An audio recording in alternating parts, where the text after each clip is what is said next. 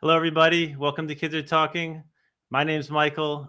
We've got a really important show today. We've been meaning to do that. We've been wanting to do this show for several weeks since everything started over in Ukraine. It's an important topic. It's affecting a lot of people. And we have some people that are personally affected by family, people affected by friends. And we're gonna talk about it and see what we can learn from each other. So let's get the show rolling, and Kids Are Talking.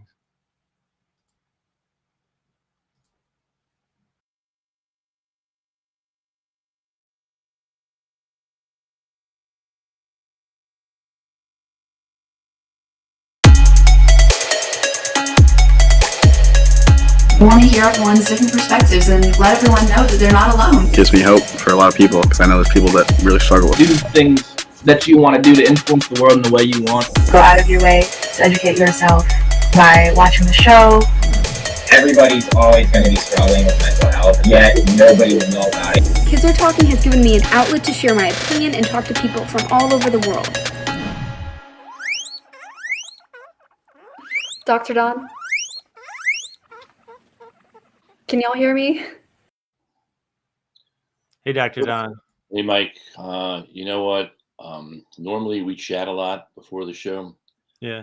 I'm too emotional. I almost feel like this show is so personal and emotional for me. I almost think we should just get right into it and meet the kids. Okay, yeah, let's bring the kids out. I think that's a great idea. So we have Sophia, Lexi, and Ben are here. All right, well, welcome. I'm so happy you're all here. I'm actually doing the show from home tonight for the first time. So it's a new experience for me to do it right in my own office here, my wife's office. This is a show that we're all living through right now. We lived through COVID. We're still living through COVID. It's not over. And now we have the war in Europe. It's a lot for adults to go through, so it must be a lot on a different kind of level or maybe similar level with kids that are in high school. And that's what Kids Are Talking is about tonight. So we get a chance. We don't do this too much around the country, but that's what we do on Kids Are Talking, is to really get the vibe of what young people are feeling about important issues that are going on. And this one, I haven't seen anybody else do it, so we might as well crack the egg tonight and talk about what you feel about what's going on right now in the world, which obviously affects us as well as what's going on with the people out there. And I thought we would start actually with Sophia, because this affects you personally, your family. And if you could just give us a little bit of your story so people can know what they're hearing tonight and who you are and what this is all doing for you, that would be really helpful. So let's say hello to us and go ahead, Sophia. Okay. Hi, my name is Sophia. I live in Bethel, Connecticut, and my parents are both immigrants. My dad is from Ukraine and my mom is from Estonia. So I'm like generation from the U.S. and I still have a lot of family in Ukraine, and they're all like heavily affected by it. A lot of them are fleeing refugees, and it's been a really difficult time overall. Have you had contact with them, or you been able to speak to them while they're going through this? I have had like some contact, but it's really difficult with communication in general, like the war. And from like what I've had with like communication, they're all like okay, but it's still like difficult just to like get a real grasp of what's going on because of the just like uncertainty in the air with the whole situation. So are they any of them in the areas that are being bombed right now? Well, most of my family in Ukraine is in Western Ukraine. Luckily, it's not like right with the border with Russia. And I do have like a few relatives that like are in cities that like they'll have like warnings like every like hour, and like they can't even like finish like making like a soup because they have to go outside into the streets because they don't know if they're going to get bombed or like. Wow. But like with like the immediate like zones of conflict, luckily I like from what I know, I don't have any family in there. How are your parents dealing with this right now in terms of their own fears and their own emotions?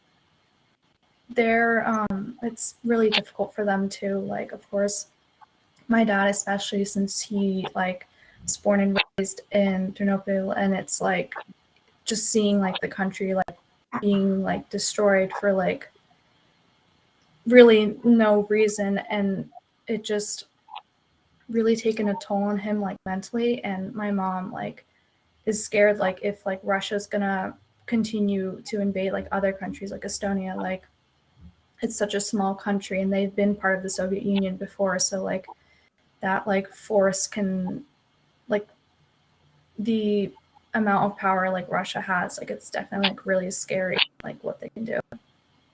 Do you think that they were surprised by this? There was a lot of feeling that some people, many people, did not think this was going to happen. Not just in Russia, but outside of Russia too. Was your family surprised? Was this something that they did not expect to happen?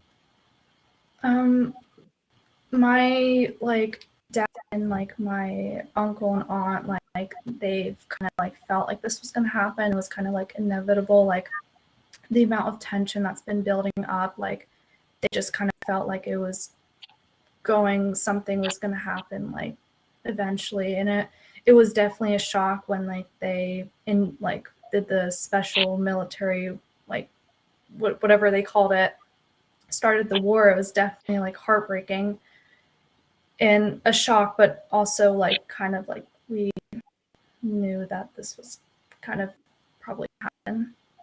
So what's going on inside of Sophia? I know this is your first time doing anything like this. By the way, you're doing great. I knew you were nervous. This is a very hard thing to do. First of all, it's hard to go on and do this, but it's also a very emotional show. So what's going on inside Sophia right now as we're talking about this?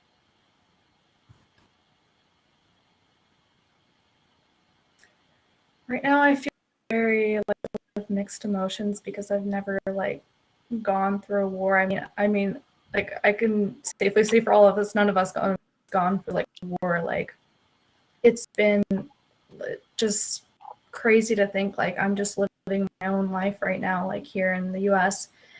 And I think like just overseas, like across the globe, like there are people being like blown up, like towns being like put to ashes. Like it just very much like conflicting and almost like guilty, feeling like my like family that's in Ukraine, like I don't know, like their bloodshed like has brought me to the US, if that makes sense. Like just to like their sacrifices have brought me here. And it's like really difficult and like I don't know, just a weird feeling to like deal with.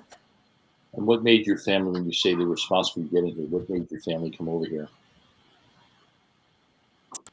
Dad, I think, was for his job, like he's a programmer, does web development, and I have more opportunities in the US. And also economically, like US way better than Ukraine. Like post-Soviet Union, Ukraine hasn't fully recovered like before, I would say, like, and it was like just a better like safer, I would say, in the US than in Ukraine. Like, and I guess it's now like prevalent now. Like if my dad would have stayed, like he would have been part of the war and like fighting. That's right. And 2014, right? Same kind of reasons. Yeah, that's right, because they went through this in 2014, right? So here we are again, right? And obviously is it their parent? Whose parents are over there? You said your grandparents are there. Whose parents are over there? It's my dad's dad who's over there. My grandma is in the US, luckily, but yeah, all my cousins and like other relatives out there in Ukraine. Well, we send their love, our love to them. Thank you. Their love to us, our love to them. We're all just happy to have you be with us tonight and talking about a really difficult topic for a first time going on live TV. You're very brave. and we welcome you tonight. And after we meet our other two guests, we get reflecting a little more on the subject tonight, okay? Thank you. It's an honor to be here. An honor to have you, okay? Lexi, let's meet you. Tell us what brings you here tonight, and what was it like listening to Sophia, and what is it like for you living through this right now? Yeah, I mean, well, firstly, I attend a boarding school in Connecticut, and at my school, there's quite a large international population. I think about 20%. And lately, especially with some of my peers who are directly from Ukraine, it's been really difficult as a community watching all of this happen. One of my close friends is an international student from Ukraine, and just talking to him about this whole situation has been really difficult to go through from the sidelines. And that's why, like, coming on this show, having a chance to talk about it and have a voice that people can listen to is kind of my own way of trying to do my part and help out. You know, people are trying to do whatever they can, and I feel like this is one of those ways. You know, if you have a voice to speak out about something, to try to help. So who do you know over there? Did you say you knew people over there as well? And who do you know over there? I don't know anyone particularly in Ukraine right now, but my school, I have some close friends who are international students from Ukraine. So they live in Ukraine. They visit Ukraine all the time to see their parents and their families. And our school did a vigil, and we've done like protests and whatever we can as a community. But as an individual, I feel like this is another way to show support and to speak about it. And where are these people in Ukraine? Are they in the areas that are being bombed right now, or they are? Where are they? Where are they at this point? Kiev mainly. My close friends from Kiev. I'm not so sure about 5 students at my school. I'm not so sure. Are they safe? I guess are they okay right now? Where are they spending their? Where are they hiding out? Are they hiding out now? Well, they're still at my school, so it's a boarding school, so they're there year round. But I haven't. I'm not sure about their families or their parents. And I'm sure it's an extremely difficult time, and also just to see the switch of perspective of, like, I'll have a conversation with one of my friends who's concerned about their parents' safety, and then I'll turn around and I'm talking about upcoming sports tryouts or a dance or, you know, smaller things. And it's definitely a pretty stark contrast. So just discussing it, kind of going through what that means. Is anybody in communication with these people over there that you know of while this is going on? Are they able to communicate? Is it all what's happening? I'm not completely sure. Yeah. I personally don't think so, only because communication's been so hard. But I mean, obviously, I hope that everyone's okay. So you really have no idea what's it. So what's going on inside the inner Lexi with all this? What are your feelings? You've listened to Sophia talk. Like, what's going on inside of you with all this? I mean, yeah. So watching Sophia talk, like, obviously she has a lot more personal connections to this whole situation and can hear from the perspective of her parents. And this is not something that I have a huge like cultural background or tied to, but just as you know, as someone who's lucky enough to be in a country that's not in war and not dealing with these things, um, it really, like, makes me think about how I guess I can help. And also, like, although I don't have personal ties, like, it still kind of hits home just the same, if that makes any sense.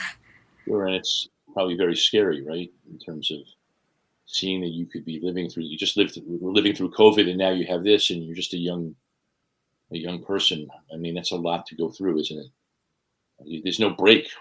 There's been no break for any of you, right? No break for any of us.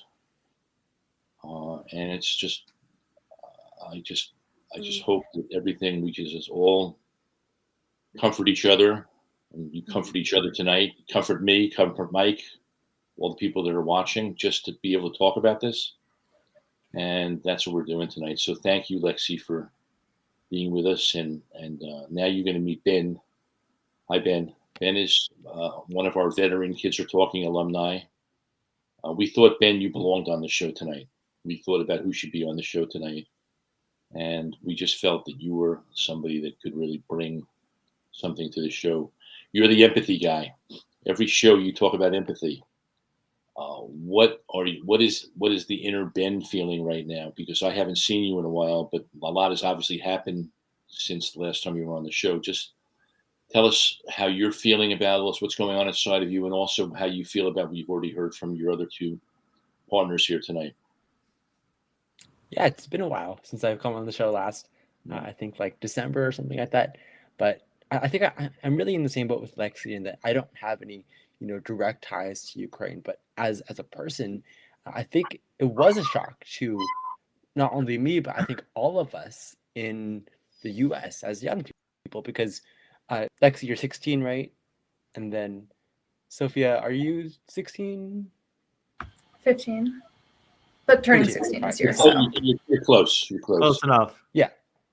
So like all of us, we haven't experienced really anything direct, right? Like 9/11 was the last major thing to happen to the US. I'm pretty sure none of us are born then, right?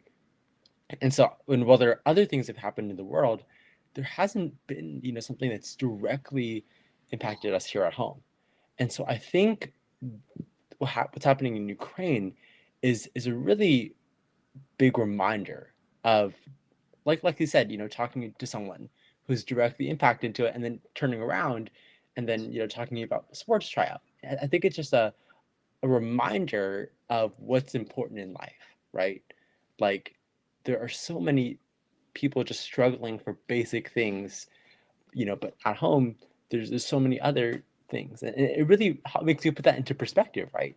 Like how much does not getting into this team, or how much does something not working out perfectly, how much does that really matter? Because at the end of the day, we're all still super fortunate to be here, to be healthy, to be not have to worry about potentially having a bomb dropped on us at any moment, being able to come on this show and feel comfortable. Like it just really puts life into perspective.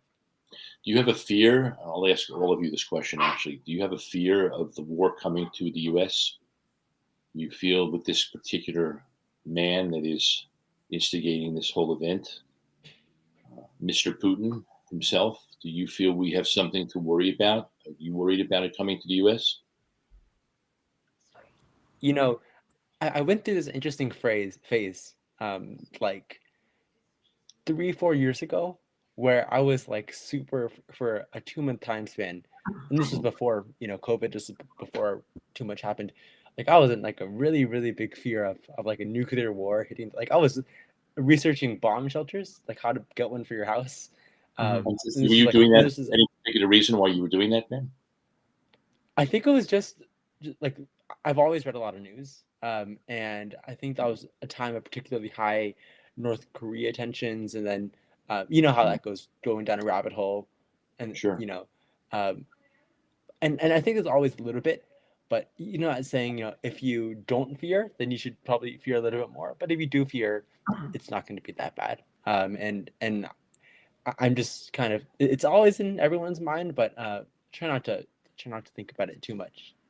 How about you, Sophie or Lexi? Do you worry and about it coming here, and about us creating a monster in terms of what we can do about this situation right now? Do you have your own fears about missiles flying over to the USA with a guy like this?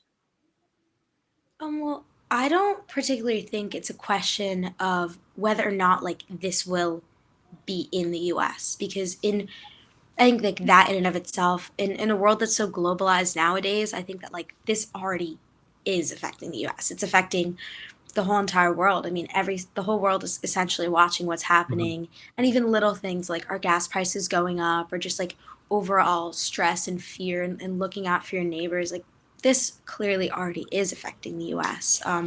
It doesn't really matter if you're from the US or from anywhere. We're all just trying to like stay safe and do the best we can. But the idea of like an actual like massive war, I think hopefully is a lot more far-fetched, and than is sounding, but I really don't quite know. I think like the best we can do is just try to like understand that this isn't something you can just like isolate yourself from. And clearly, like the whole world is being affected. The U.S. is being affected, and therefore, if you have the ability to try to do what you can to help. I mean, we've been talking about World War III since I was in school in the 80s. I mean, that was the thing, World War III. When's that going to happen? So it's really surreal for me, Sophie. I would like you to have a chance to respond to this. It's surreal for me to hear people even talking about World War III or nuclear holocausts. And some people think World War III has already started. So be. what do you, right, Mike? I mean, there are people are saying, so for you, Sophie, having family there and being here, what's it when you hear the word World War III or you hear about Putin's threats and the kind of psyche that he has and the kind of personality he has? How does that affect you? It's definitely a lot like emotionally and like regarding like I definitely agree with Lexi what she was saying. Like I feel like we're already involved in this and like for example like the sanctions that like we're putting on like Russia and like just the whole world's putting on Russia, like it's already becoming so intertwined and like connected and like I think Ukraine's trying to join like NATO and if they do join, if they get accepted, then US is definitely going to be involved in it. And it's regarding World War III, I've definitely thought of that too. And I hope it doesn't like escalate to like to an extent that like the previous world wars have. And Putin is very like unpredictable and I feel like he is very like narrow-minded aspect.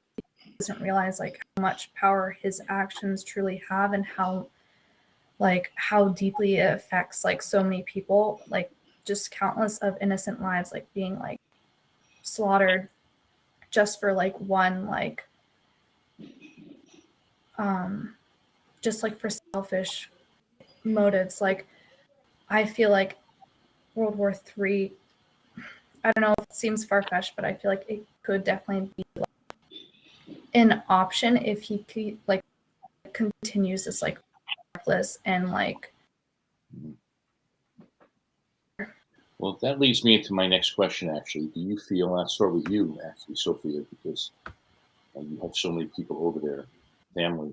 Do you feel that the U.S. is doing enough and NATO is doing enough? Do you feel, there's been this talk that Zelensky wants us to take care of the no-fly zone and get up in the sky? The U.S. and obviously NATO, we're all worried about creating World War III in the real sense of the word. And by doing that, the sanctions are there. We're sending a lot of machinery over there, warfare for them. Do you feel, and I'll ask you first, but I'm interested to hear what you all have to say. Do you think we're doing enough right now to save Ukraine and to save the world with this particular man who is hard to even diagnose? It's so beyond diagnosis. What do you think about that? I think it's definitely not like a black or white like question, and I do like recognize that the US is doing like so much and like the whole like world has been like recognizing and taking this issue like seriously. But I think with like it's definitely difficult for like with the no-fly zone, like if they do like decide to like have like NATO join, like that is gonna definitely like lead to like a world war. So I think they're trying to act in the best like interest of like to try to keep this as like calm and like without to keep as much bloodshed to like the minimum. But I don't know, it's a really difficult question to say. Like yeah. I'm going to make it harder for you, and then we'll get to the other yes. It's been referred to as David and Goliath. I mean, let's face it, Russia is the big bully. Russia's got all the big stuff, the stuff that can really destroy. Although it's come out in the news today that Ukraine's done a great job. Thousands of Russian soldiers have been killed and everybody's surprised at how well it's defended itself. But the reality of it is, we watched Putin and Assad destroy Syria with all their gas and all the chemical warfare. We know they still have a lot to go. I'm just curious to ask you, and I'll ask my other two guests the same questions. Do you feel that Ukraine can survive with what the support they're getting and what we're dealing with? Do you think that they can hold them off? And Zelensky, I mean, who's obviously been praised as an amazing leader, Norm thinks Goliath ends up losing. I don't know. You see on the board there. What do you think about that? Does Goliath end up losing, or does David end up?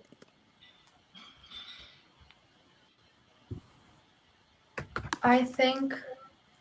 Sorry, hold on. I'm just trying to like digest the question. I think that regarding like if Ukraine can sustain itself like any like much longer, I think like the spirits of like the Ukrainian people are very strong, and they've been fighting like for their country. Like there's no tomorrow, which could literally be no tomorrow. But I don't think it can sustain itself for long without much support. It's been like they've been like giving it all, but like yeah, at the end of the day, there always needs like some like support in the end. And yeah, I think US will definitely have to supply more support to Ukraine to help the Ukrainian people like win in this. What more support can we give, do you think, other than what we're already doing to save Ukraine? What more can we do, or what do you think we have to do to make sure that doesn't happen?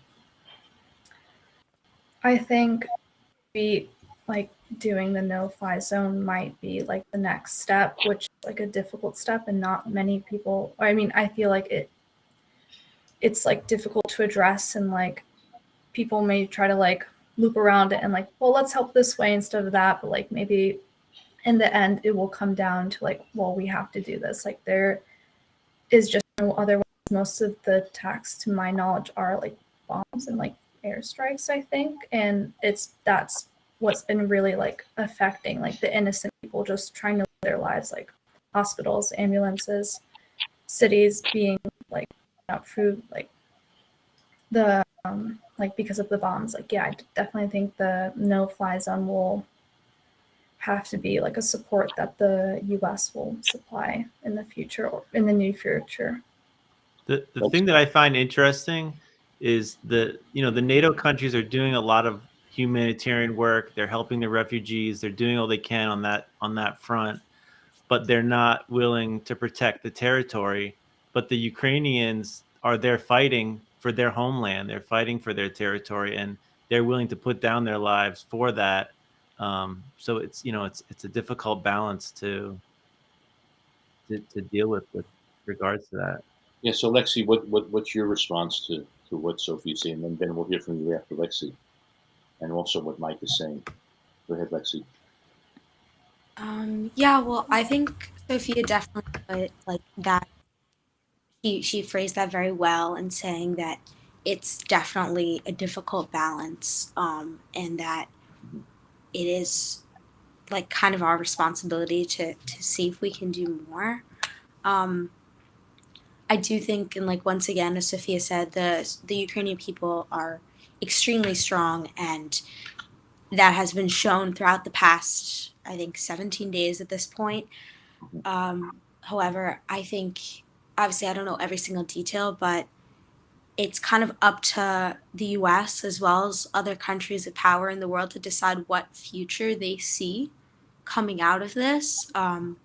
If they see a future in which, I guess Ukraine is taken over for the sake of preventing a world war versus do we try to help this nation of extremely strong people and defend their democracy. And I'm not sure exactly what the perfect answer is. However, I do think that there's implications and outcomes of either option, and there's already lives being lost. So if there's a time to take action, if there's a time to help and do what we can as as a nation, for those who do know the potential consequences of either, like providing more aid or not, I think like now is the time. So obviously, I don't know exactly about the no-fly zone, but I do think we should be doing more. I think we should be increasing sanctions. I think we should be trying to provide more aid and support, and think about the fact that although Ukraine is a nation that is far away, and the idea of World War III would affect everyone, um, the defense of democracy is already being attacked, and this nation full of people lives are already being lost. So um, kind of like you can't quantify a life, so I think that's another like important factor. Of course, that affects your future. You're young. Yeah. You think about the free world, as you were all just starting to grow up into it now, and the kind of world you want to live in. Do you think Ukraine can survive this battle? Do you think they're going to somehow pull it off? I really hope so. And I once again agree with Sophia. I don't think it's possible without more help. I don't think it's possible without more aid. I mean, the strength of individuals around the world has been pretty astounding, but even then, it's not just a show of two countries far away in war. It's a world effort to help people who are struggling, and I think that's kind of the message that should be shared. And because of that, like, if people can do more, we should be, because now is 100% like the time to be doing those actions. So Ben, you jump in now. Let's hear your wisdom. Thanks. Yeah, I mean, what's interesting about I don't know exactly who brought up the David and Goliath at the chat. This is this book that I read. Actually, it was Norm. Norm is our regular chat room guy. He brought up the David. We want him to respond to his comment about who he thinks wins. Yeah, and so there's this interesting book called David and Goliath, not the original Bible story. It's a nonfiction book written by Malcolm Gladwell, and it basically talks about how, in a lot of situations, the underdog can win, and like it talks about how, for example, David and Goliath, when you really get deep into it, they were both very different people. Even though Goliath, and I read the book a while ago now, but even though Goliath was this giant, stronger, bigger fighter, David was actually kind of an archetype, kind of like in like a video game, but in all seriousness, he was like the opposite archetype in that he was small, he was nimble, which actually was a better advantage than being super, super strong. I've gone to read the book, it's available, but that's one way I see it. I actually do think Ukraine can win. I actually texted someone I was talking to this about someone the night it happened, and I mentioned that because one, they're playing very different games, and that sure, the Russian military is significantly larger, right, than the Ukrainian military. The Ukrainians actually have a lot of advantages. They're fighting on their own home turf, which is a huge advantage. 10-1. I heard someone say it was 10-1 on your home turf. Is that so? Yep. There's actually a study that, and the book was written like 20 years ago, but there's actually a study he cited that in like 66% of situations where in war, when the underdog fights a different type of war, so like guerrilla warfare, urban warfare, home advantage, they actually win like 66% of the time.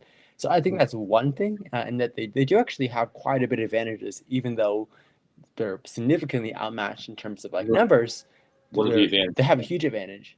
Tell us. Yeah, in fighting at home, guerrilla, which allows them to do things like guerrilla warfare, watch over their entire homeland, a few other things, of course. But then the other big advantage is that the Ukrainians just want it a lot more, and that matters. Fighting for a purpose.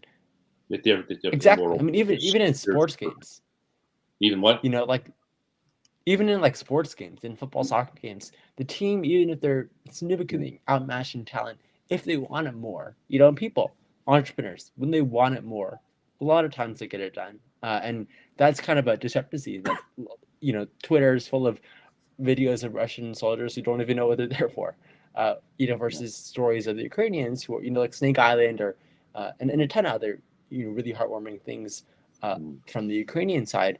And that plays a big difference when one side wants it so much more than the other side. So I think Ukraine actually has a much better chance than people give it credit for, based on these things. I'm going to challenge you. Okay, I'm challenging you Okay. and everybody. I've always loved your optimism is always one of the best things that comes on the show, and I hope you're right. Obviously, we're all hoping you're right, and I'm always rooting for the underdog. And I think Norm said he thinks Goliath is going to win. I think that's what his chat room comment was, right, Norm? So I don't know if Norm comes back to challenge you or discuss this with you, Ben. But what I want to challenge you with is what I'm nervous about. Really nervous. I saw what he did in Syria. I saw what he did in Aleppo. We all know this man is not well. Okay, so we've talked about mental health on this show. He takes it to a level that we haven't even come close to discussing on the show. But this does affect everybody's mental health. Look what we've all been through. We're still in COVID, like I said.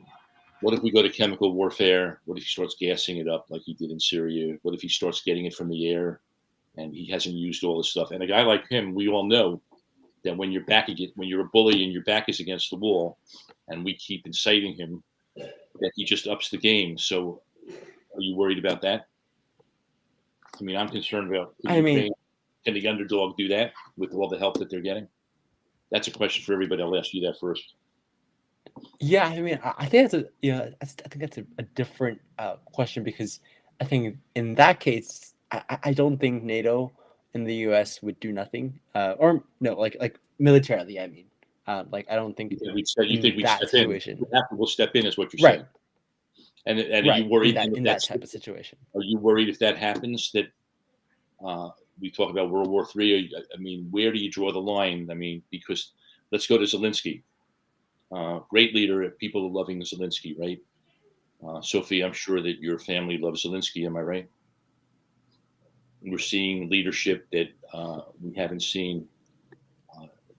God knows when we saw leadership like this. But Zelensky made a good point when he spoke to the Congress yesterday. He talked about if they take Ukraine, it's the world. We know what Hitler did. We know that if they take Ukraine, he's going to keep going. And this is a guy that wants to win. And then there's China too, right? And there's lots of unknowns. But how do we feel about a leader? Like, let's look at Putin and Zelensky. Let's look at two personalities. And how do we look at a guy like Zelensky as a leader versus a Putin? We always talk about leadership and the importance of leadership. Let's talk a little bit about what does a leader look like. Sophie, you want to go first on that? Sure. I like in general, like what good leadership looks like versus like poor leadership.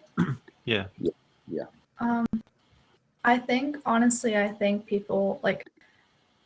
I think that what people who don't want to be leaders usually make really good leaders, because they're humble and they're honest, and they're not there for the greed, for the power, for the status. They're there to be like honest and do what's best for the country, not what's best for their image, for their ego. And I think to be a really good leader, you have to be selfless and realize that you're serving the country. The country's not serving you when you're in that leadership position.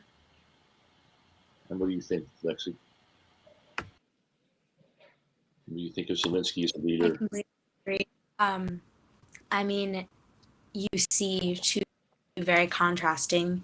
See someone who's willing to fight with his people, for his people, and for the country, versus someone who is for his people and is thousands die for the sake of power and greed. And just, Putin is a leader because his people are afraid of him and because he has been an autocracy for years. But Zelensky's a leader because the people support him and back him and want him to be there. So I think there's a massive power in loyalty versus fear when it comes to leadership. And we're really just seeing the idea of that and what it takes to be there for your country and to captain your own ship in person. And, are you going to stay there and help out your people or cause them to be killed for no? Thanks, Lexi. You finished, Lex? Are you there? Yeah. Did we lose you? Okay. Ben, do you want to comment on the leadership theme tonight in terms of Putin versus Zelensky? What can we learn from I think it's I think Sophia said it definitely does make a difference when a leader doesn't want to be a leader, and that like they weren't plotting their entire life, to take this position. It was some sort of spontaneous. Has anyone ever watched that TV show Designated Survivor? It's on What's it called? What's the name of it? Netflix. Designated Survivor with Kiefer Sutherland. Yeah, no, I haven't seen it. Yeah, Good. yeah. Good. I'm It's a glad good you. series, really good. Yeah. Yeah. So what about that? And it talks about. I'll give like a 20-second summary. It talks about basically the U.S. gets bombed, and the designated survivor at the State of the Union. The designated survivor is like Secretary of Labor or something like that, like a really relatively low-ranking position. And it talks about he becomes a great leader. And I think while that's a TV show, there's a similar theme in that oftentimes the leaders who aren't, like Putin or a lot of other people, especially in the U.S., when they aren't plotting their entire life to build this path, when they aren't, from age of 15, my goal is to be, but when they're doing something else and they're thrown into a really, really complex situation, like a war, mainly a war, like a huge chaotic event, and they really do shine there. So I think it's a really, while the war has been a terrible thing, it's kind of shown a new light on a lot of people, like Zelensky, that we might not have seen before. Whose dog is that, man? Whoever that dog is, get him out. I love dogs. I want to be able to do dog. That's my dog. Man, is that your dog, Ben? I think your mother's taking care of that. Sounds like. All right, I'm going to throw a real curveball at you. I had a really disturbing thing happen to me today, and I mean, everybody's talking about this, and actually a friend of mine today, it was kind of shocking. She said to me, and I said, I'm going to bring this up tonight on the show. She said, there's no way Ukraine can win, and Ukraine should just surrender, because if they don't surrender, and actually was critical of Zelensky, and said if they don't surrender, just more and more people will get killed. So why don't you just suck it up and surrender, because we can't win against this big monstrous force, because then we'll prevent more people from dying. Anybody want to just respond to that? Mike is already shaking his head. I know I was kind of surprised that this is an intelligent person who I know very well, by the way, but I just thought I'd throw it out there. I mean, are you surprised that somebody who is a contemporary of mine would think that way? Because there are people in this country that are even still pro-Trump and would probably be critical in some ways about the way this is being handled. Anybody want to respond to that particular point of view? I mean, I would just say, base it on Putin's past actions. I mean, no one did too much when he invaded Crimea, and they said, you know what, it's just Crimea, let him have it. And then, you gave him an inch, and now he wants to take a mile. So if you give him another mile, that he's just going to keep going. I don't think there's any end. So I don't think this person had no solution, by the way. She said maybe after they do that, then everybody can sit down and figure something out. It's not going to end. It's not going to end. Because he'll say if it's that easy to get Ukraine, then why not take something else? He'll just keep. That's what Zelensky's been saying too. That's what he thinks we need to go up into the sky. The three of you want to respond to that point of view? Or anybody have to? Go ahead, Lexi. Sure. Well, I think that once again, like, this is a much bigger issue than just land. And Mr. Rod or Michael, I don't know how you like to be called, as he stated. He's Michael. It's the idea. Okay. It's the idea behind what's going on. The idea that you can just take land, you can destroy homes and families and communities with no consequences. And clearly there needs to be, and obviously there's war crimes being committed, but also for the people in and of for themselves, this is bigger than just the land. This is their home, this is their community, this is their culture. This is something they fought for after the Soviet Union collapsed. This is something they've rebuilt. And the idea that one person's, whim of wanting more power would lose someone's whole entire lifestyle and community, there's something worth fighting for those people, and they think their country is worth fighting for and worth dying for, and that is hopefully much more powerful than any opposing force.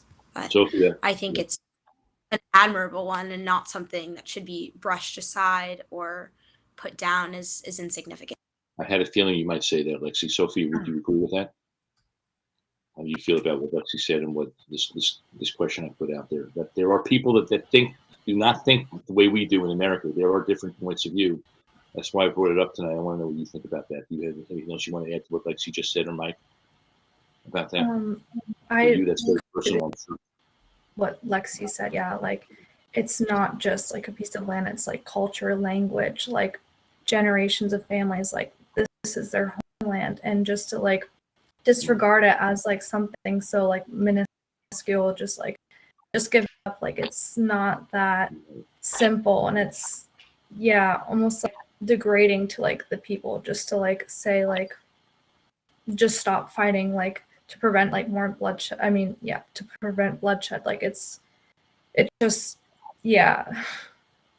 I think you made your point, Ben. Do you want to quickly jump in on that? Because we're going to segue into my next question. I think we're already doing, but I want you to get a shot at this, and then I have a really important thing to bring up.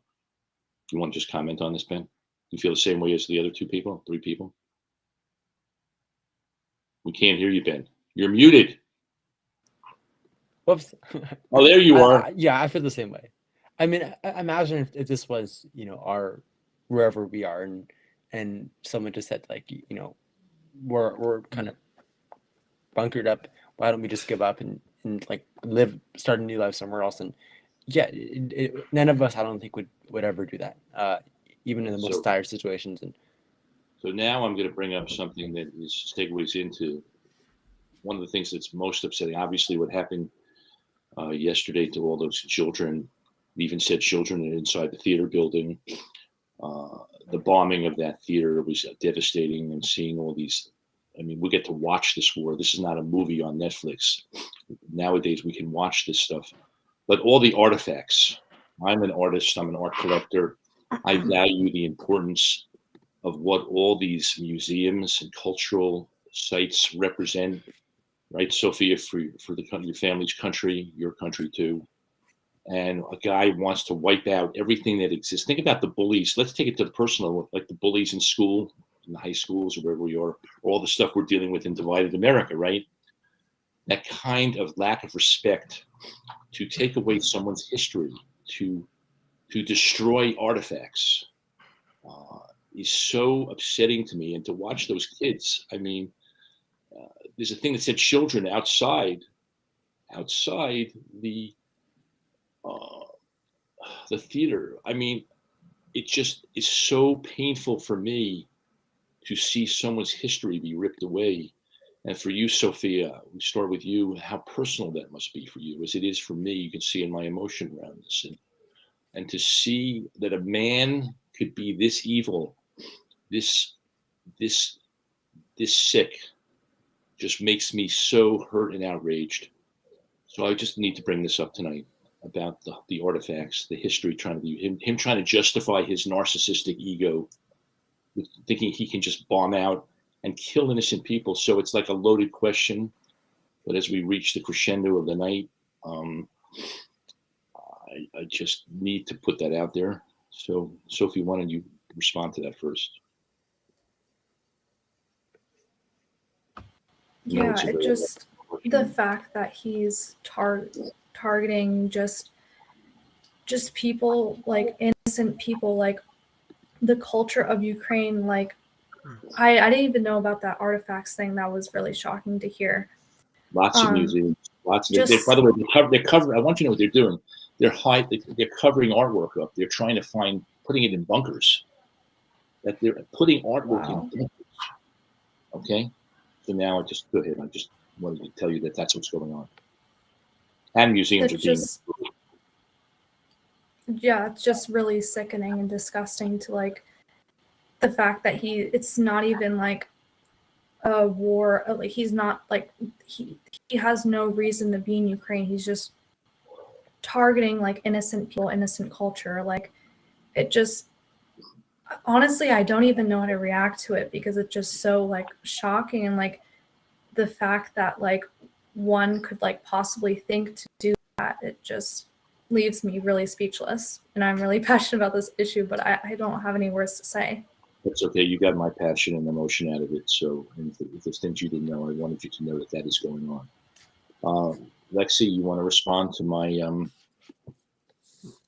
whatever, however you want to describe what I just shared? Yeah, sure. So obviously, like, there's really not any words for someone who's committing such massive outrage crime. I mean, the idea of war has always been something, at least in our past and in our lives, just something you read about in history books or hear about on the news. But um, it's this is not even, I can't even say typical war because it is, but it's different in and of itself, that it's coming more to the forefront of just attacking innocent people and children and orphanages and hospitals and cultural sites as well. This is not a war against the government of Ukraine or wanting more land. This is a war against the people of Ukraine and the culture and history and identity of Ukraine. And all of this proves. So, once again, shows how this is not just about land or power. It's even bigger. It's just like, and how everyone involved and all the people are there to defend much more than just themselves. Because the first way take over. Oh, sorry.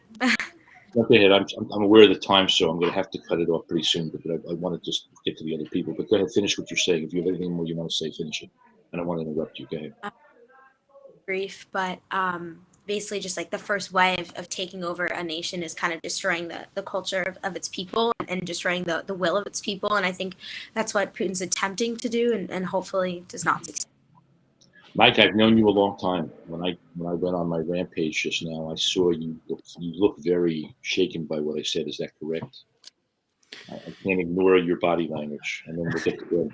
No, I mean, I don't normally do that, but I'm looking at you and I see how upset you are. If you want to say, yeah, I mean, the whole thing's upsetting. I mean, I'm third generation American, but my family is originally from Ukraine. My wife's family is from Ukraine. So there's definitely a feeling of a personal attack in this whole thing.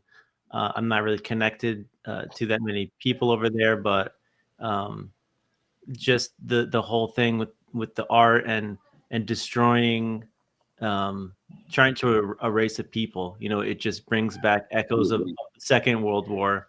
And it's just really, we're all one people. We're all one people living on a planet, and these petty battles for power, for land, for territory, just killing people indiscriminately. It's sickening, and it doesn't make sense to people that aren't in that mindset, right? People like these kids who are just living their lives. They're going, they're talking about soccer practice, and they're talking about what their homework is and what they're doing. And then there's people with family that can't even contact them because there's missiles flying and taking out the cell towers. I mean, I couldn't even imagine. Yeah. So Ben, what do you think about what I brought up? Yeah, I mean, I think that's definitely what Michael just said. Definitely a nice way to end this, and just understanding for everyone who's listening or watching, I guess, and just understanding, based on everything that we're seeing on news, on Twitter, and how can that impact our lives? Well, by using that to put our lives in perspective, right? Like, we're all so accustomed to having things perfect that we start to take that for granted. So let's and yeah, Ben. Go ahead. So let's end with let's get really down to something very personal here. I got personal, obviously, a couple of minutes ago when I started talking about the artifacts. I mean, I think what would it be like? I'm not 15 or 16 anymore, but if I was a 15, 16-year-old kid, and of course in the 60s we had the Cuban Missile Crisis, and I was hiding under desks with my schoolmates. You're teenagers now. You're getting older. You've been through COVID. You've had already over 2 years of a world pandemic, and now you have this. So just briefly, if each of you could just speak to what emotions, I can't even imagine being 15 or 16. What it must feel like. I mean, I'm trying to think of, like, you're just trying to get out of COVID and live a normal life, and now you got this. Just in terms of your own emotions, your own personal feelings. We'll start with you, Sophia. Where does this change in you? What does this do to you psychologically, emotionally, in terms of, as Ben says, perspective? Like, where does that put your own where do you live now with that inside yourself? And Sophia, before you answer that question, I just wanted to just put up on the screen a picture that I saw yesterday, and I've seen a lot of pictures, but this particular one just really struck a nerve with me, and I just want you all to reflect on this with what you say. So I'll just pop that up. It sounds like a young kid defending her homeland over there, with the lollipop in her mouth and the shotgun in her hand. So that's what reality is for the kids over there. You know, these are kids your age. So no, thanks, Mike. That's really helpful and powerful. So that's actually Mike gave you a good visual stimuli to respond to my question. So yeah, what's it like looking at that? What's it like responding to my question? Being in a COVID world, now a war world, World War Corona, I called it. Now I call this a world war of a different sort. So let's end with you first, Sophie. Briefly, just tell us. I can't even imagine what it's like to be your age living through this. Tell us. It's definitely a lot of grief, and I would say guilt, definitely, because it's like difficult to like think about, like, just like I'm just like living my normal life. Like, I'm worried about, am I gonna get an A on this test, while people are worried, like, are they gonna survive this day? Like,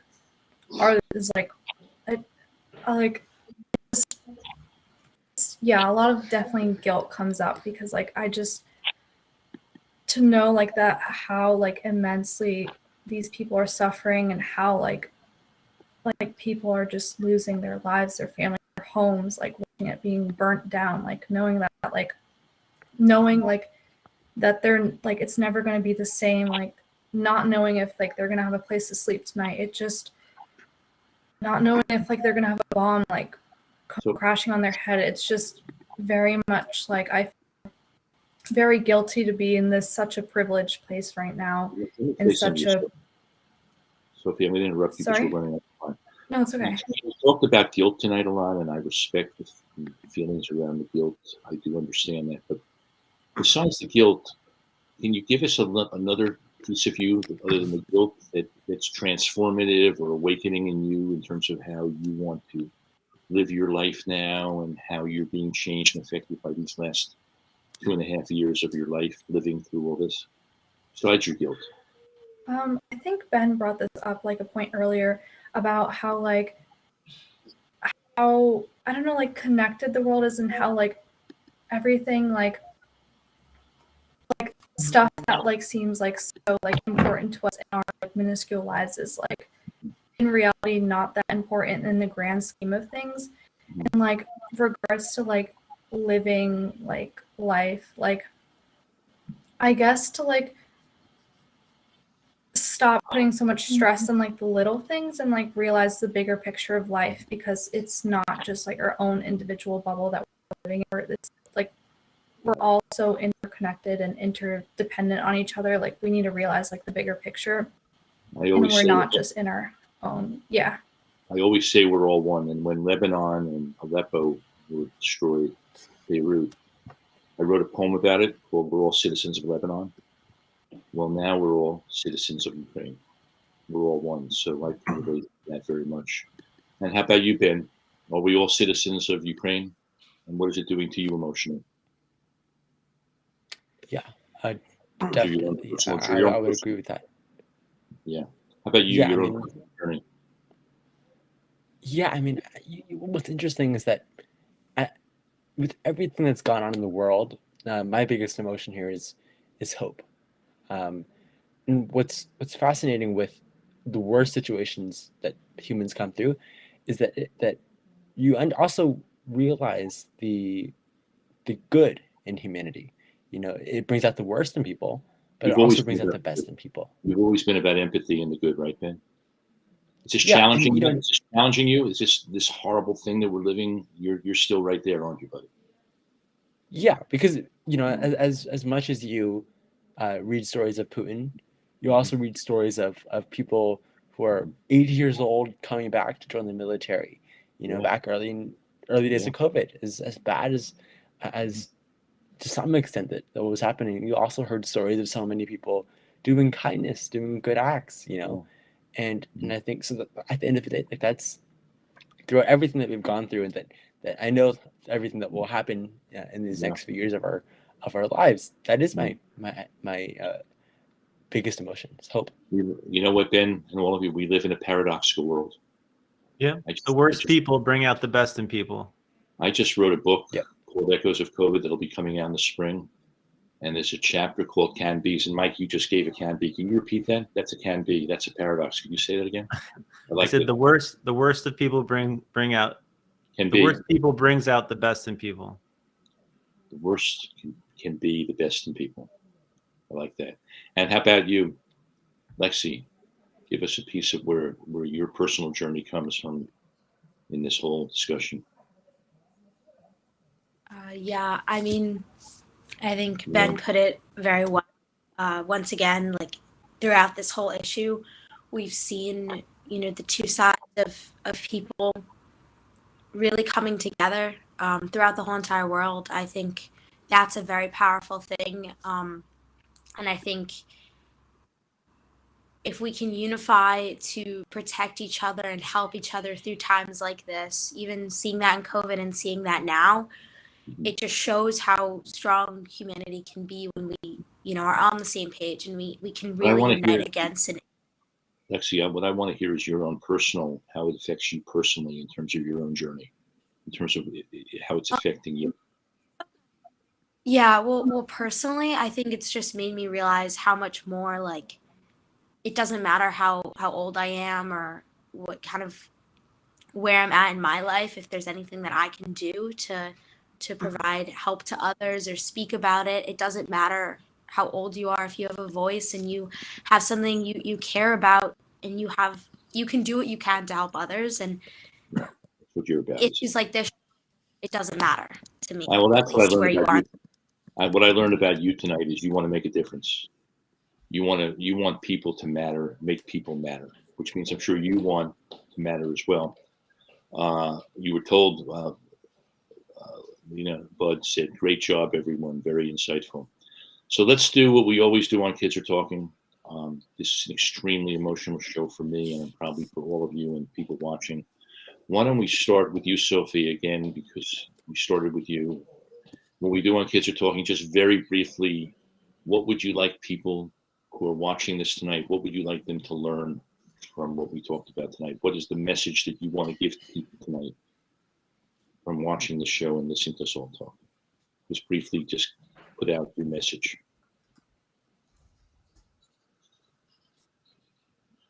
Oh, I think Sophie is frozen. Just lose Sophie at this very profound moment. I think. Oh, yeah, you are. Are you there? Okay, good. Oh wait, sorry. Did you hear my question? Cut out for a second. Did you hear my question, Sophia? Did you hear my question? Could you repeat it, please? I'm happy to do that.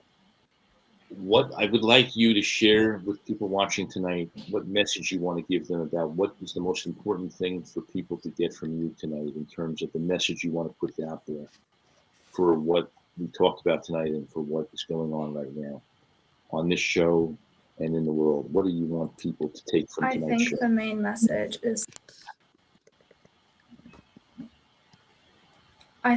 message is definitely that, like, we're one, how, like, just reiterating that. I think that was, like, one of the most powerful messages that we said today.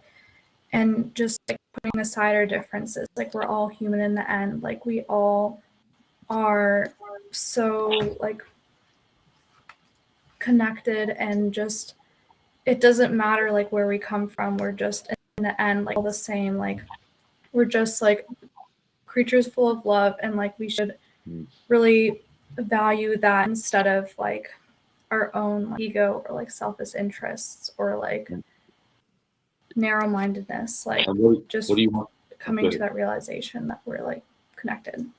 What do you want to say to Vladimir Putin tonight? If he was watching this show right now, what would you say to him? I want to give you a cathartic moment.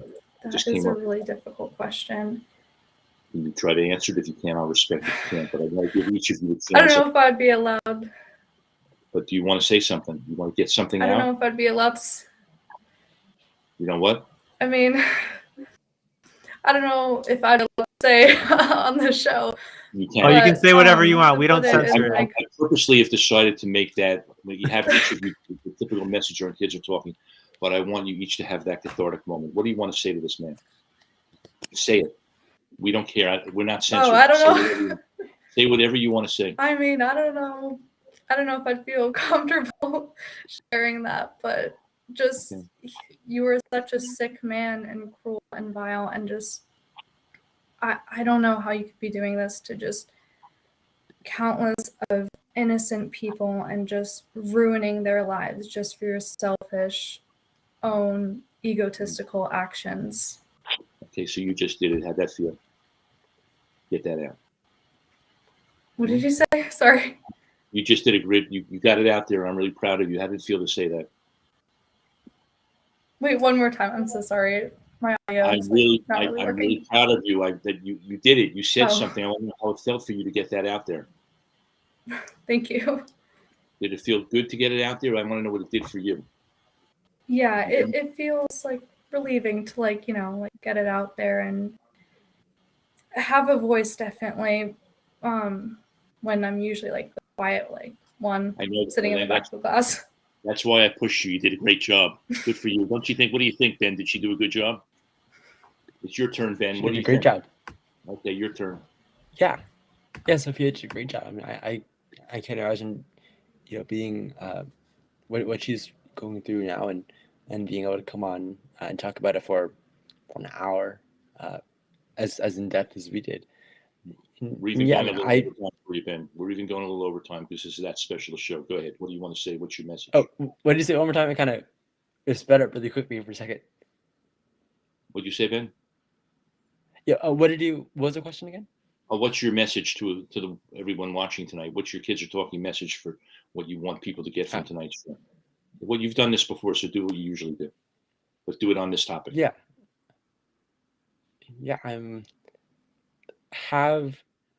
As bad as these situations bring out, like Michael said, these situations bring out the worst in people. That's obvious. But the situations bring out the best in people.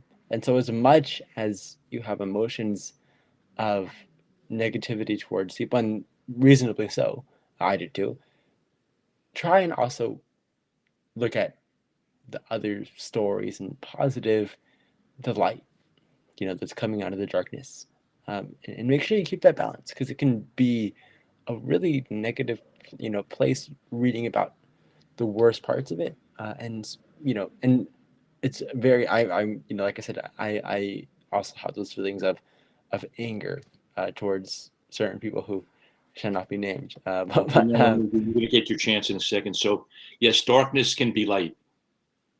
Right. Yep. And so just try to see the light, and use that to have hope for the future. Well, Ben, you're always a beautiful message, because you always bring hope and positivity and empathy. But Mr. Positive, Mr. Empathy Man, what do you want to say to Vladimir Putin right now if he's watching you? Yeah, he won't put you in jail, I promise you.